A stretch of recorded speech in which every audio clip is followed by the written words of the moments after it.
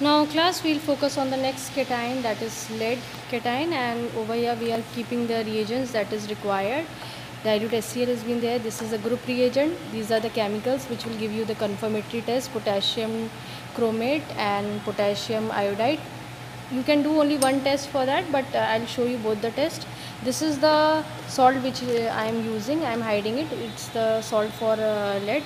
So the teacher will give you an unknown salt over here. She will not tell you that what salt she is using, whether lead sulfate or lead chloride, lead acetate. It's her choice, but definitely the cation will contain your lead cations. So this thing, you have to take the test tube, and I have already filled it with the salt which we have to test. Now we'll add the dilute HCl to it, which is this particular dilute HCl is your group reagent.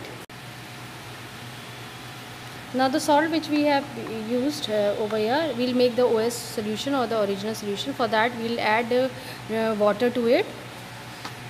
So I have add water to it, so we'll make the OS solution. Now OS, what does OS mean? It's the original solution, and for cations we have to use the original solution. It can be, I have made the original solution over here with water.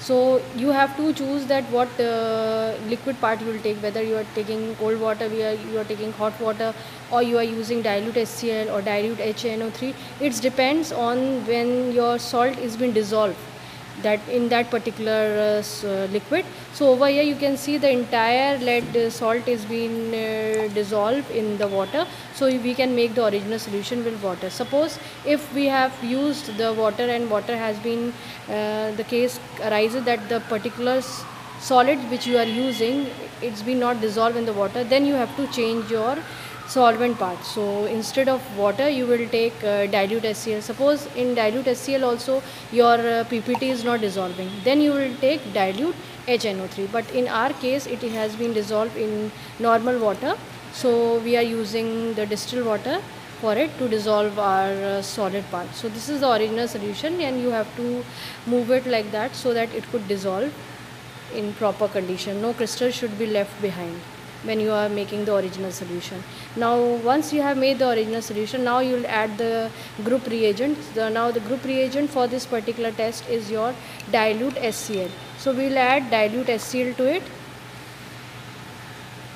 So when you will add dilute HCl to it, you see you are getting a white PPT.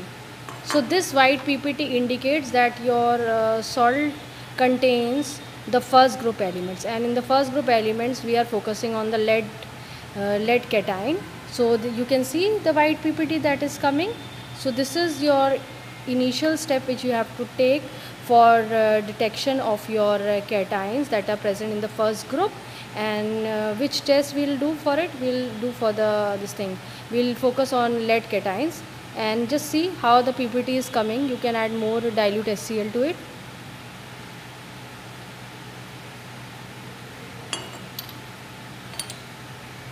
Now you can see the PPT is coming.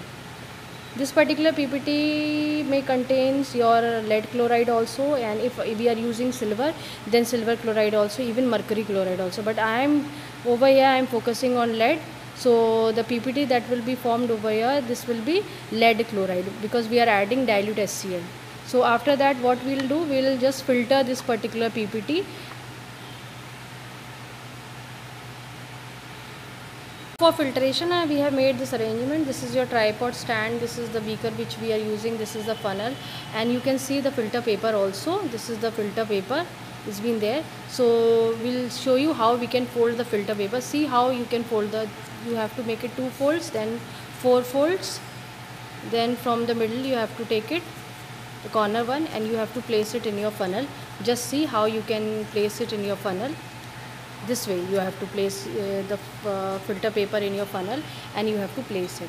Now you can easily filter your this thing PPT in this filter paper, and you can see the PPT is been coming out, and you can see the filter paper from the top, the PPT, how the liquid part is coming down. This particular liquid that is coming here, this will be used for the second group, but just now we are not focusing on the second group, we are focusing on the first group, so we have to focus on the PPT. So once it has been filtered, then we will take out this PPT in a separate test tube. So I'll show you how you will do it. Now you can see we have just after filtration, and we have used the PPT in the separate test tube. So this test tube we are using, that is holding the PPT. And now we'll do the test for your lead cation. Now the PPT which we have used in this test tube, now we are adding the hot water to it. We have already heated this water in the beaker. You can heat it in the test tube also. This is the burner. So I'll show you how you can heat the water that is being present in your beaker. So this is the arrangement how you can do. This is your Bunsen burner. This is the tripod stud. This is your wire gauze. The beaker is being there, and this particular beaker is containing your water. So you can use the distilled water. Even the normal water also, it reports with that also. So when you heat it up, it's become hot. Then you pour the water in this particular test tube which is holding your PPT. Now you can add this hot water that has been boiled. So you'll add it, this particular PPT, dissolve in that, and after that you have to pour it into two different test tubes. So take different test tube. One will be, you can use this test tube, and you can use some other test tube also. Now you can see that these particular test tube is holding the same solution, and in that we'll add the reagents for the confirmatory test. I have already mentioned you earlier that you have to use potassium iodide and potassium chromate. So first we'll add potassium iodide in one of the test tube. Let's see what observation comes. So this is the yellow color that has been obtained, which is your canary yellow is been there when you are adding your potassium iodide. Right, now let's focus on the other reagent. We have used potassium chromate. Add potassium chromate to it.